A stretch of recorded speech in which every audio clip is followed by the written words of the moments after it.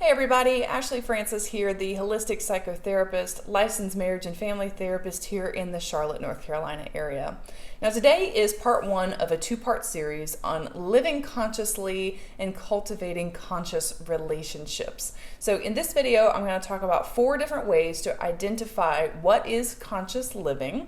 And then I'll talk about in the other video ways to cultivate conscious living as well as engaging in conscious relationships.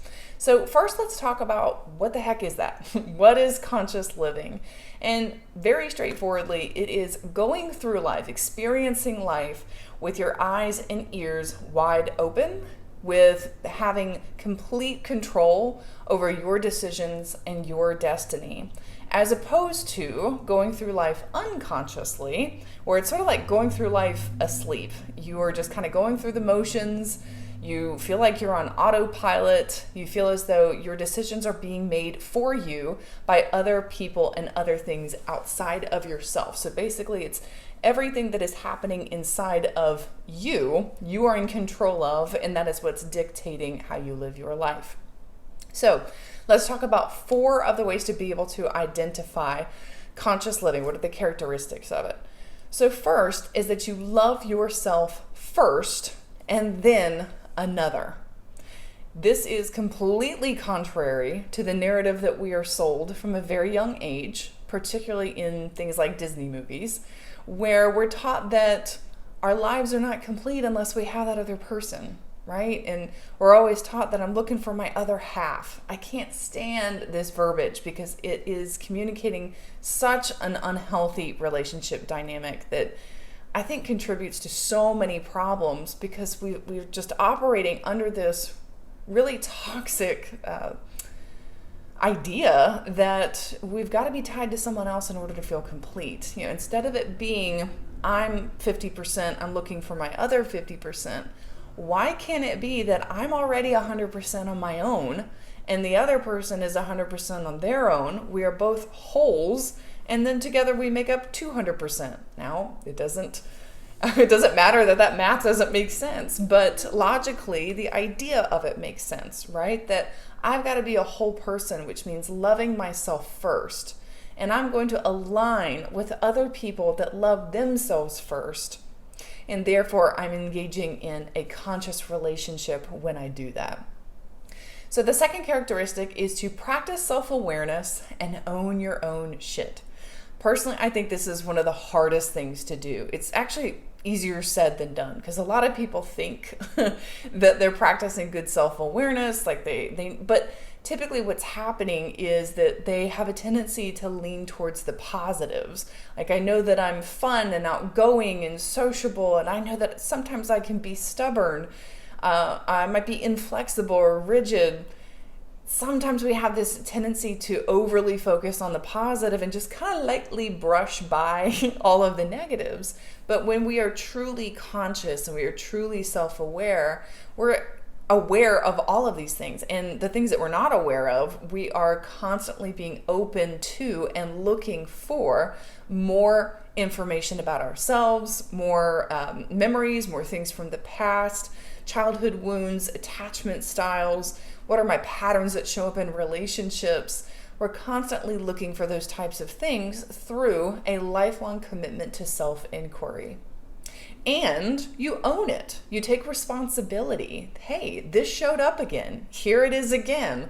I have this tendency to have anxiety when I'm in a relationship, and I fear that that person is going to leave. I need to say that out loud. I don't need to make my partner responsible for that, but I need to be able to express it and bring it to the forefront and be able to do the things that I need to do in order to take care of myself. Now, the third thing is to allow yourself to feel everything and to assign no meaning to it other than it being a signal for change.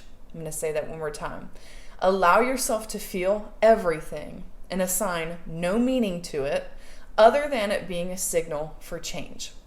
We have such a tendency, guilty, of assigning so much meaning to our suffering. It literally becomes this pervasive narrative that we lean on. We can use it as a crutch.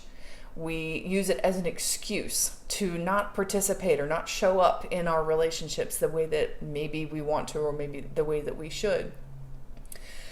When we're feeling everything, we're just allowing it to be there. And you get in the habit of that, it starts to lose labels. It loses its heaviness because it's just seen as, hey, there's just another emotion.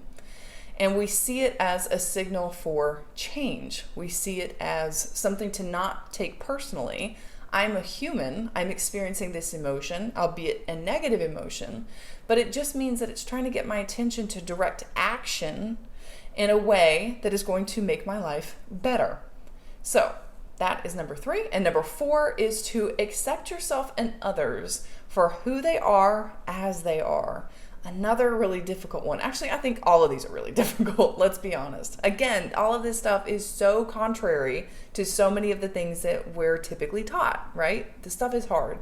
So accept yourself and others for who they are as they are. And of course, like number 1, this starts with accepting yourself first. The good, the bad, the ugly, whatever it is, your past traumas, your intergenerational traumas, gosh, everything.